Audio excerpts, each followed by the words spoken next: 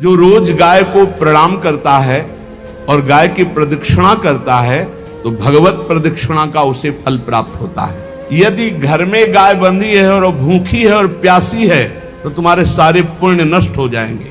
गौ का बहुत बड़ा महत्व वर्णन किया गया धर्म शास्त्रों में, यहां तक कि जब कोई ऋषि नाराज होता था तो आगे गाय करके जाया जाता था तो क्षमा हो जाती थी। गाय को देखते ही वो क्षमा कर देते थे। क्या बिना गौ सेवा के जी जो समर्थ है हर तरह से, जी जी बिना गौ सेवा के जी क्या उसकी उपासना कैसे? जो मुक्ति है वो विशुद्ध बोध से है, जो भक्ति है वो विशुद्ध प्रेम से है, और जो धर्म है उसके ये अंग है। हाँ, ये धर्म के अंग है। ये बात है। सतरति सा लोकाम तार्यति मम भक्ति युक्तो भुवनम पुनात तीर्थी कुर्वन्ति तीर्थानि। गंगा जी भी इंतजार करते हैं ऐसे महापुरुष का जिसका निरंतर भगवदाकार चिंतन चलता रहता है। गृहस्थ धर्म में जैसे है या जिनके पास बहुत अर्थव्यवस्था है, उनको चाहिए कि गौ सेवा से बहुत जल्दी शरीर पवित्र होता है, हृदय भी पवित्र होता है और गोविंद भी प्रसन्न होते हैं। यदि गावः प्रदक्षिणेर कार्या वंदनीया ही नित्यशः मंगलायतनम दिव्याः श्रेष्ठास्त्वेता स्वयंभुवा। यदि गाय घर में पाली जाए या गौशाला खोली जाए और गौओं की सेवा की जाए, जिनके पास अर्थ है, भाव है, भगवान स्वयं श्री कृष्णचंद्र जी ने गौ सेवा स्वीकार की, गौवें चराई। गौओं की परिक्रमा करने से, जैसे आप प्रभु की बिहारी जी के मंदिर की 4 परिक्रमा करें तो जो फल आपको मिलेगा वही गाय की 4 परिक्रमा कर ले तो आपको प्राप्त हो जाएगा। गौ की प्रदक्षिणा से, गावः प्रदक्षिणी कार्या वंदनीया ही नित्यशः, जो रोज गाय को प्रणाम करता है और गाय की प्रदक्षिणा करता है तो भगवत प्रदक्षिणा का उसे फल प्राप्त होता है। जहां गौएं विराजमान होती हैं वो बड़ा पवित्र दिव्य तीर्थ स्थल माना जाता है। गौएं जहां विराजमान रहती, गौशाला में भजन करे तो कई गुना बढ़कर के प्राप्त होता है। स्वयं ब्रह्मा जी ने गौओं को दिव्य गुणों से विभूषित बनाया है। अप्यागाराणि विप्राणाम देवतायतनानि च यद गोमयेन शुद्ध्यंतिम किम ब्रूमो हृदिकम ततः। गाय के गोबर से जहां लेपा जाता है वहां जिस देवता का आवाहन करोगे वही देवता आकर विराजमान हो जाएगा। अपवित्र भूमि में भी यदि गाय के गोबर का लेप कर दिया जाए तो परम पवित्र मानी जाती है। गाय बहुत पवित्र, जहां वो बैठती है, जहां वो मूत्र त्याग करती, गोबर त्याग करती, वो स्थान तीर्थ तुल्य पवित्र माना जाता है। भगवान जब गाय के पीछे पीछे चलते तो गोरज उड़कर उनके मस्तक पर विराजमान होती, उनके मुखारबिंद पर विराजमान होती। बाल गोविंद के अनिष्टों को दूर करने के लिए गाय के पूंछ को उनके ऊपर से झाड़ा देती थी मैया। जब गुरु मंत्र वैदिक सिद्धांत से दिया गया था पहली बार तो पंचगव्य पिलाया गया था। गोमूत्रम गोमयम क्षीरम दधि सर्पिस्तथैव च गवाम पंच पवित्राणि पुनंत सकलम जगत। कितना भी बड़ा पापी हो अगर पंचगव्य पिलाया जाए तो वो वैदिक मंत्रों को स्वीकार करने लायक हो जाता है, पवित्र हो जाता है। पंचगव्य में 5 चीजें गाय की होती हैं। गाय का मूत्र, गाय का गोबर, गाय का दूध, गाय का दही और गाय का घी, ये 5 मिलाकर पंचगव्य पिलाया गया था। पहली बार जब वैदिक मंत्र दिया गया था तो पंचगव्य बनवाया था गुरुदेव भगवान ने संन्यास, और वो पिलाया था।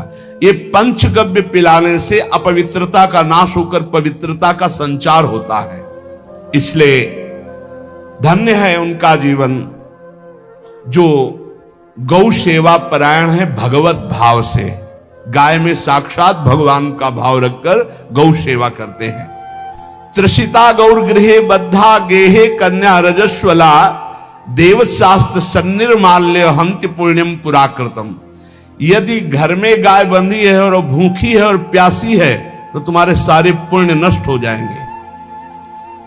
अगर घर में रजस्वला कन्या बहुत काल तक है और उसका विवाह आप नहीं कर रहे हैं तो आपके सारे सुकृत नष्ट हो जाएंगे। यदि घर में ठाकुर जी विराजमान हो, कर का पहनाया हुआ माला सुबह तुमने देख लिया तो तुम्हारे सारे पुण्य नष्ट हो जाएंगे, क्योंकि शयन कराते समय तुमने उतारा नहीं, अर्थात तुम सेवा में प्रमाद करते हो। तो देवताश्च चंद्रमाल्य हंति पुण्यम पुराकृतम, जैसे सुबह श्रृंगार किया तो रात्रि के शयन के समय वो हटा लेने चाहिए माले। जब हम शयन कराते हैं तो भले पुष्प शैया पे शयन कराएं पर माला नहीं धारण करें। श्रृंगार का माला अगर दूसरे दिन दर्शन किए कि वो पहने ठाकुर जी तो तुम्हारे सुकृत नष्ट हो जाएंगे। गाय बंदी हो घर में, वो प्यासी है और भूखी है, तुम्हारे सुकृत नष्ट हो जाएंगे। त्रिषिता गौर गृहे बद्धा, क्योंकि तुम्हारे पास है, सेवा करना चाहिए। यो वै गाम प्रतिसिद्धेन तो चरंतिम च स्वतरणम नरहा तस्य पूर्वे च पितरा कंपन्ते पतनोन्मुखा। यदि गाय हरी हरी घास चर रही कहीं और तुमने डंडा ऊपर प्रहार किया, लाठी मारी, तो तुम्हारे पितर खोपड़ी के बल नरक जाने के लिए तैयार हो गए। ये लिखा है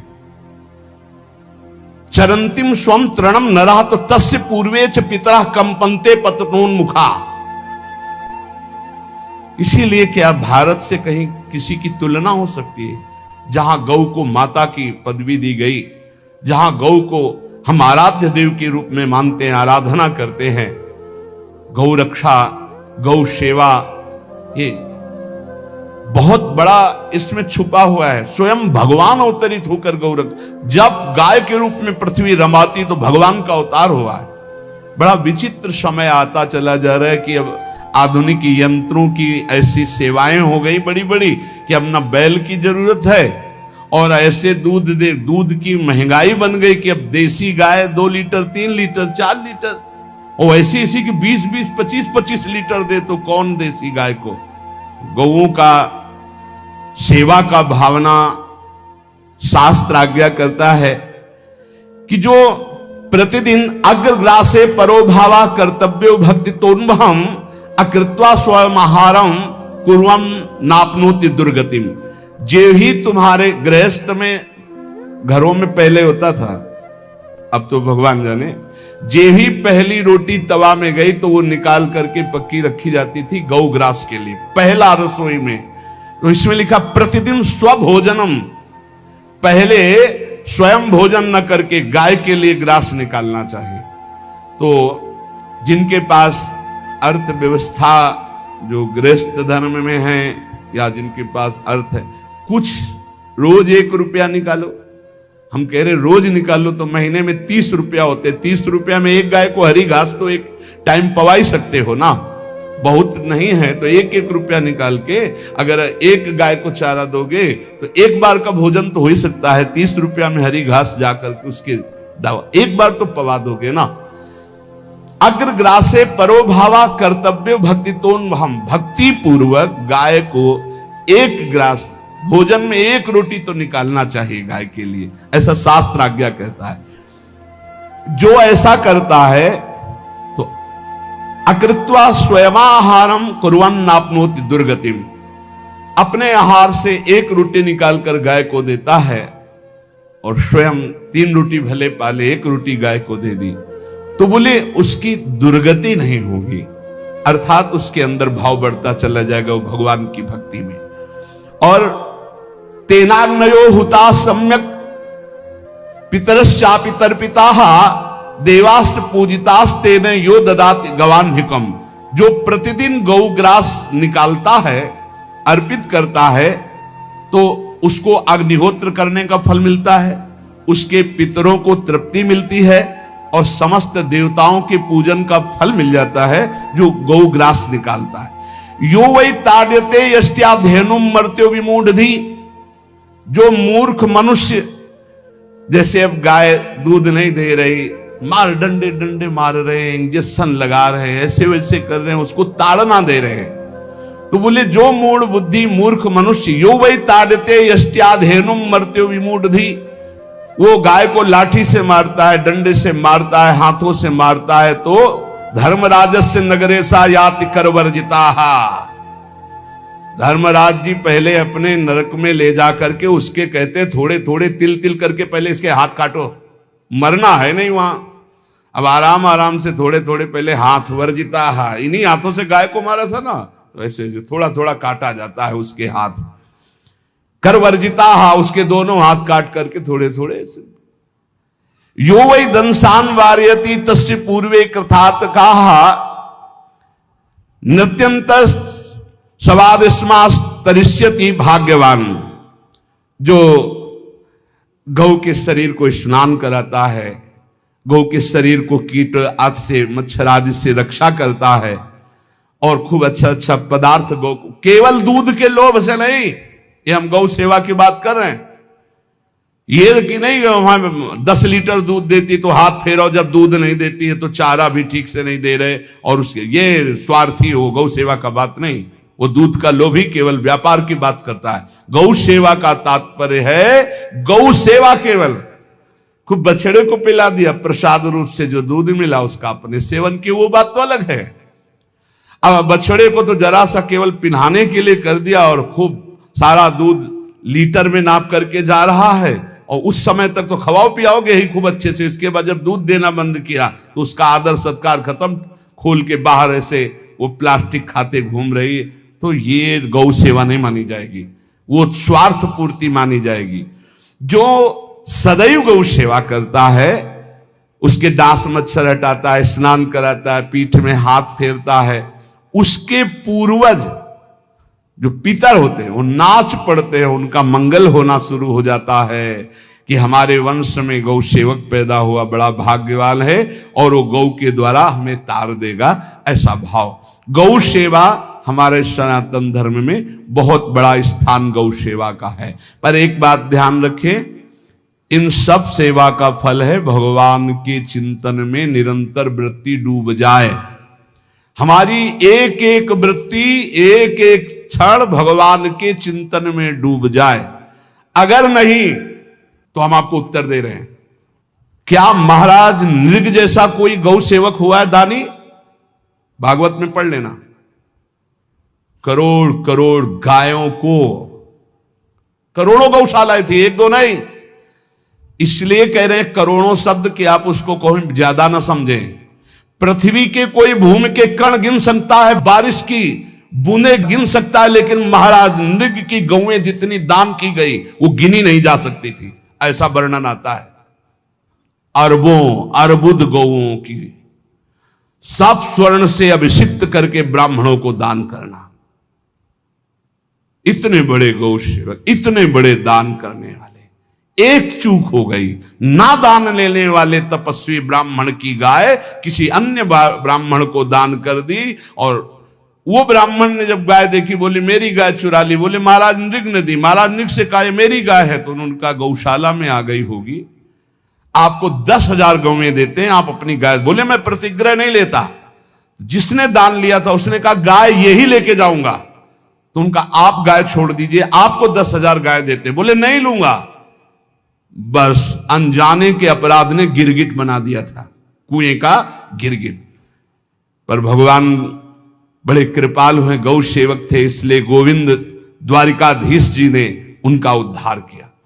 सब साधन का फल है अच्युत भावना से युक्त होकर, भगवत भावना से युक्त होकर निरंतर भजन करते हुए सेवा परायण रहो, चराचर जगत की सेवा परायण रहो। भजन करना ही सबसे बड़ा परम धर्म है। हम सब सेवाएं करें जगत की, लेकिन अंदर से राधा राधा राधा, गोविंद गोविंद गोविंद गोविंद, आनंद आ जाएगा। तन से सेवा करो, मन से भगवान के चिंतन, मामनुष्मर युद्ध से भगवान के चिंतन में रहो। सेवा और व्यापार में अंतर होता है। गौ सेवा के बहाने से धन का जो दान लेना है और उसका अपने में प्रयोग करना, मैं पितरों सहित नरक जाना है, लिख लो। गौ सेवा के बहाने से दान लेना और उसका अपने परिवार के सुख में पैसे का प्रयोग कर देना या अपनी वासनाओं की पूर्ति में लगा देना, आया गौ सेवा के लिए और आप प्रयोग कर रहे हैं गाड़ी घोड़ा नाना प्रकार के सांसारिक भोगों में, तो लिख लो पितर सहित तुम्हारे नरक जाएंगे, क्योंकि गौ सेवा के लिए आया है। गौ सेवा का धन सिर्फ गौ सेवा में ही लगना चाहिए। आप गौ सेवक है, दूध पान कीजिए, रोटी खा लीजिए, लेकिन गौ सेवा का अर्थ आप अपने वासनाओं की पूर्ति में, अपने मनोरंजन में या अपने मन के संकल्प भावना में नहीं पूरी कर सकते। गौ सेवा के लिए ही पूरी कीजिए। गौ के वास का निर्माण, गौ के भोजन की व्यवस्था, वो दूध दे ना दे, वो कैसी भी अवस्था में हो, उसकी सेवा परायणता, उसके लिए सेवक रखना, सेवकों को भी सुख प्रदान करना, लेकिन स्वयं कभी गौ के सेवा के लिए आए हुए धन का स्वयं के लिए भोग न करना और निरंतर भजन रखना, उसे परम पद की प्राप्ति हो जाएगी। इसलिए हमारे सनातन धर्म में गौ सेवा का विशेष महत्व है और इस महत्व को सबको स्वीकार करना चाहिए। यदि आप गौपालन स्वयं नहीं कर सकते तो 4 लोग मिलकर के, क्योंकि आज जो गायों की व्यवस्था वो बड़ी दयनीय हो रही है। दयनीय इसलिए हो रही कि दूध की अधिकता के चाह रखने वाले भैंस रखते हैं या विदेशी गाय रखते हैं। अपनी भारतीय जो देसी गाय है वो उतना अधिक नहीं देती कि 40 लीटर 30 लीटर 25 लीटर, बहुत अधिक देगी तो 5 और 8 लीटर। देसी शुद्ध गाय अपनी जो है वो 8-10 लीटर, बहुत जब व्यवस्था हो। नहीं तो अपने गांव में तो देखा है 2-2.5-3 लीटर से ज्यादा नहीं देंगे। 1.5 लीटर इधर 1.5 लीटर उधर, या बहुत हुआ तो 2 लीटर 2 लीटर, पर वो स्वर्णिम दूध होता है। जो दूध की चाह रखने वाले जन थे अब वो गायों को नहीं रखते, देसी गायों को कोई बिरला ही रखता है। अब पहले बैलों की जरूरत होती थी, गाय बछड़ा दिया तो आनंद होता था कि किसानी के काम में। अब तो ट्रैक्टर है तो बैलों की जरूरत नहीं। अधिक दूध के लिए अरे अब तो पशुओं की जरूरत नहीं, केमिकल से दूध बन रहे हैं, टैंकर के टैंकर। तो फिर हमारी जो गायें हैं उनकी बड़ी दुर्दशा हो रही। तो हमें चाहिए कि जो गृहस्थ जन हैं, धनी मानी जन हैं, या जिनके पास शरीर व्यवस्था, बौद्धिक स्तर सेवा परायण, अर्थव्यवस्था, वो थोड़ा 4 गाय की व्यवस्था करके उनकी सेवा करें, क्योंकि हमारे सनातन धर्म का स्वरूप है। जहां मां पदवी दी गई है गांव को, गौ माता कहा गया है। गौ में समस्त देवता विराजमान है। गौ का बहुत बड़ा महत्व वर्णन किया गया धर्म शास्त्रों में। यहां तक कि जब कोई ऋषि नाराज होता था तो आगे गाय करके जाया जाता था तो क्षमा हो जाती थी। गाय को देखते ही वो क्षमा कर देते थे। बहुत महिमा वर्णन की गई है गौ की। इसलिए जिसको भी अगर नहीं अर्थव्यवस्था है तो एक रोटी तो निकाल सकते हो ना। तुम्हारी रसोई में रोटी बने तो पहली रोटी निकाल लो और आसपास जहां गाय बंधी हो तो उसको दे आओ जाकर, तो कम से कम धर्म का पालन हो जाएगा, गौ सेवा बन जाएगी। तो गौ सेवा, चराचर जगत की सेवा, भगवत सेवा, सबका फल है। फिर प्रारंभ में आ जाइए स्मृति। योगी हो तो चित्त की वृत्ति का निरोध करके परमात्माकार, ज्ञानी है तो चित्त वृत्ति का लय करके स्वरूप स्थित, भक्त है तो एक एक वृत्ति सावई मनः कृष्ण पदार विंदयो।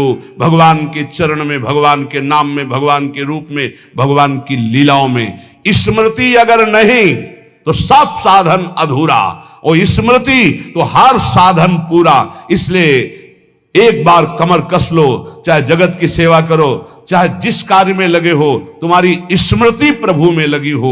स्मृति के बिना हम जीवन का कोई महत्व नहीं समझते। स्मृति विहीन जीवन सब व्यर्थ। इसीलिए उन परमहंसों के चरणों में स्वयं भगवान चरण रज लेने के लिए पीछे डोलते हैं, जो निरपेक्षम मुनिम शांतम निर्वैरम समदर्शनम अनुब्रजाम्यहम नित्यम पुयत्यंगुरेण भी। ना कोई प्रतिज्ञा, ना कोई चाह, ना कोई इच्छा, निरंतर भगवदाकार वृत्ति, निरपेक्षम मननशील, द्वंद्व विमुक्ता, जो शांत हैं, जो किसी से वैर नहीं रखते, भगवदाकार वृत्ति, उसी मार्ग के आप पथिक है। सर्वतो भावेन अपने मन को समेट लो धर्म और कर्म दोनों से, और साब त्यज लोक धर्मान, और परम धर्म का सेवन करते हुए समस्त चराचर जगत को भगवत स्वरूप निरखते हुए इसी जन्म में परम पद को प्राप्त हो जाओ। सत्संग का सार हमारा शरीर है, इससे सेवाएं बने। हमारा मन है, इससे चिंतन बने। हमारी वाणी है, इससे लीला गुण का गायन करें। और हम स्वयं परमात्म अंश हैं, परमात्म स्वरूप है, ऐसी ठसक बनी रहे, जीवन मुक्त ही हो। स्वार्थ को लेकर किया गया धर्म रंग नहीं लाता। निष्काम किया हुआ छोटा सा भी धर्म परमार्थ की ऊंचाई पर चढ़ा देगा। ध्यान रखना, परमार्थ की ऊंचाई पर चढ़ा देगा। इसलिए निष्कामता सब सोहित, निष्कामति। श्री वृंदावन विश्राम श्री राधा वल्लभ लाल को हृदय ध्यान मुख नाम। महाराज जी बस जी क्या बिना गौ सेवा के, जी जो समर्थ है हर तरह से, जी जी बिना गौ सेवा के जी क्या उसकी उपासना कृष्ण? उपासना चित्त की वृत्ति का निरंतर भगवदाकार करना, यही एक उद्देश्य है। अब हमारे पास जैसे शरीर स्वस्थ है, समय है, तो साधु सेवा, गौ सेवा, समाज सेवा, पशु पक्षी की सेवा। देखो एक चीज तो ध्यान देना पड़ेगा, विद्या विनय संपन्ने ब्राह्मणे गवि हस्तनी स्वनी चविसुपाके चा पंडिता समदर्शना। थोड़ा इस पर चिंतन करना। आप किसी एक विषय को लेकर पूरे परमार्थ को चुनौती दे देना अनुचित होगा। जैसे नहीं कि अगर गौ सेवा नहीं तो भगवत प्राप्ति नहीं या मुक्ति नहीं, तो ये ऐसा फिर एक परमार्थ को चुनौती हो गई। परमार्थ का स्वरूप है अनन्य चेता सततम यो माम स्मृति नित्य सा तस्याहम सुलभा पार्थ। ये बात ध्यान देना। हमारी बात समझनी है कि अब हमारे शरीर में स्वस्थ है, हमारे पास अर्थ है। अब हम अपने धर्म की जो अंग हैं हम उनका पोषण करते हैं। जैसे मंदिर बना देना, भगवान की श्री विग्रह की, अर्चा विग्रह की सेवा की व्यवस्था कर देना। हाँ, और बहुत सी औषधियां की व्यवस्था करके रोगियों को औषधि देना, गाय की सेवा करना, अन्य पशु पक्षियों की सेवा करना, ये सब भगवत सेवा का अंग है। लेकिन इसके बिना भगवत प्राप्ति होगी ऐसा नहीं है। भगवत चिंतन के बिना भगवत प्राप्ति नहीं होगी। अगर आप बहुत ध्यान से समझना, अगर हमारा उद्देश्य गाय में गोविंद है और ये चिंतन करके गौ सेवा करें तो भगवान की प्राप्ति हो जाएगी। आप हमारी बात को बहुत आंतरिक वृत्ति से लेना। हमको गौ सेवा, हम भी वही हैं, हम कोई अन्य नहीं है। वो उसी का दुग्ध पाल करके हम भी पुष्ट हैं। और वो शास्त्रों का ऐसा नहीं कि गौ सेवा या गौ की तरफ हमें ज्ञान, पर